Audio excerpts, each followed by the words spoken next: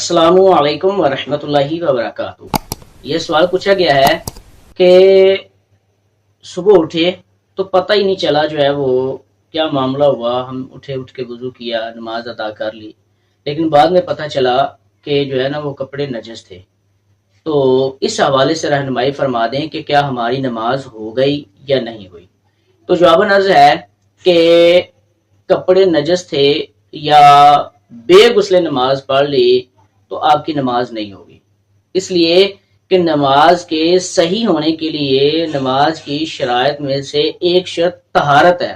طہارت کا مطلب یہ ہے کہ آپ کے جسم کا، آپ کے کپڑوں کا، اور جس جگہ آپ نماز پڑھ رہے ہیں اس جگہ کا پاک ہونا ضروری ہے، اور اس میں چونکہ یہ معاملہ نہیں پایا گیا، آپ کا جسم اور آپ کے کپڑے ناپاک تھے، تو آپ کی نماز نہیں ہوگی، اس نماز کو دہرانا ہوگا۔ واللہ اعلم ورسولہ اعلم عز وجل، وصلی اللہ تعالی علیہ وسلم۔